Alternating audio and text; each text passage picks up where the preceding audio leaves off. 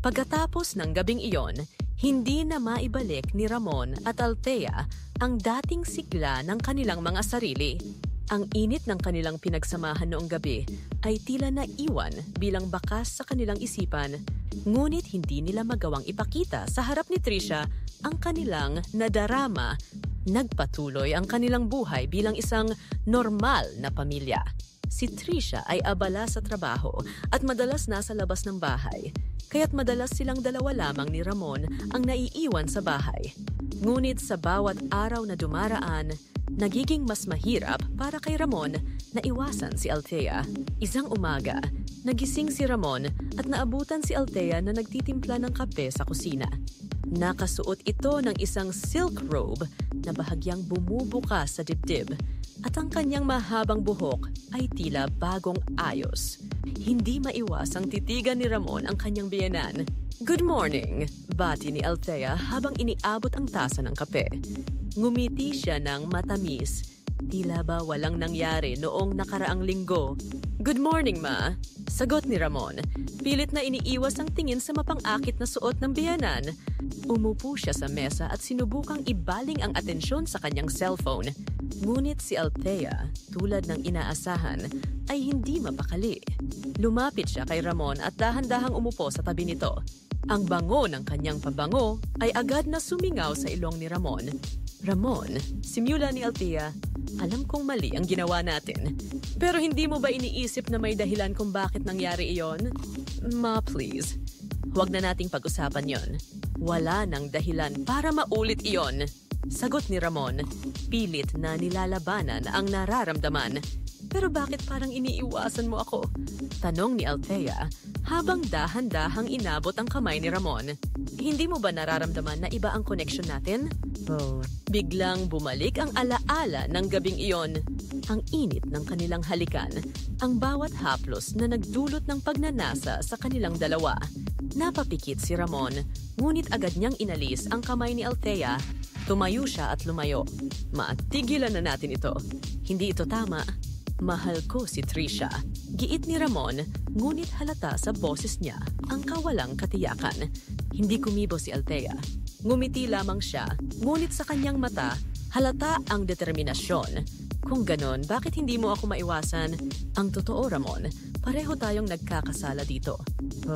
Habang lumilipas ang araw, mas lalong naging halata kay Trisha ang kakaibang kilos ni Ramon at Althea.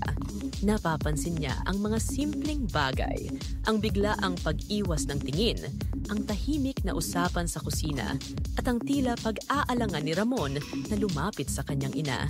Isang gabi, habang abala si Trisha sa paggawa ng reports sa kanyang laptop, napansin niyang tila hindi mapakali si Ramon. Naglalakad ito pabalik-balik sa sala, tila may iniisip na malalim.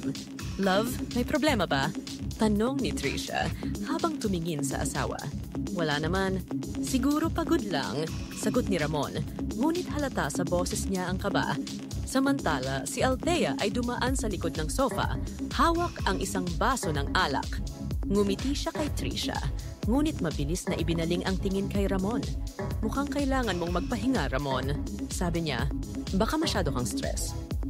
"Okay lang ako, ma," sagot ni Ramon, pilit na iniiwas ang mata. Ngunit si Trisha, bagamat abala sa trabaho, ay unti-unting nakakaramdam ng kakaiba. Nagsimula siyang magmasid. Napansin niya kung paano tumitingin si Althea kay Ramon, hindi pangkaraniwang tingin ng isang ina sa manugang. Napansin din niya ang pagiging tahimik ni Ramon tuwing nasa parehong silid sila ng kanyang ina. Isang hapon, nagpasya si Trisha na bumalik ng mas maaga mula sa trabaho upang sorpresahin ang dalawa. Nang buksan niya ang pinto, narinig niya ang mga boses mula sa sala. "Hindi na pwedeng ituloy ito, ma," narinig niyang sabi ni Ramon. Ang boses ay puno ng kaba. "Bakit hindi?" sagot ni Althea. Ang boses ay malamig, ngunit may halong pakiusap. "Ramon, alam mong hindi mo maitatanggi ang nararamdaman mo para sa akin?" Naitigilan si Trisha sa narinig. Ang kanyang puso ay tila biglang bumigat. Dahan-dahan siyang pumasok sa loob, tahimik ngunit puno ng kaba. Nang makita niya ang dalawa, halos hindi siya makapaniwala. Si Ramon ay nakatayo, halatang balisa. Habang si Althea naman ay nakaupo sa sofa, nakatitig sa kanya ng may kakaibang ekspresyon.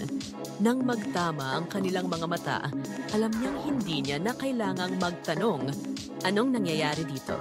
Tanong ni Trisha. Ang boses ay nanginginig.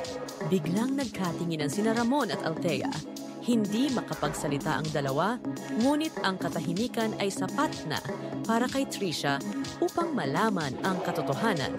Totoo ba ito? Tanong niya habang tumingin kay Ramon. Ramon, may relasyon ba kayo ni Mama? Oh, Trisha, hindi ito ganoon. Simula ni Ramon, ngunit pinutol siya ng asawa. Hindi ganoon. Sabi ni Trisha, ang boses ay puno ng sakit at galit. Sabihin mo sa akin kung ano talaga ang nangyari. Oh, anak, makinig ka.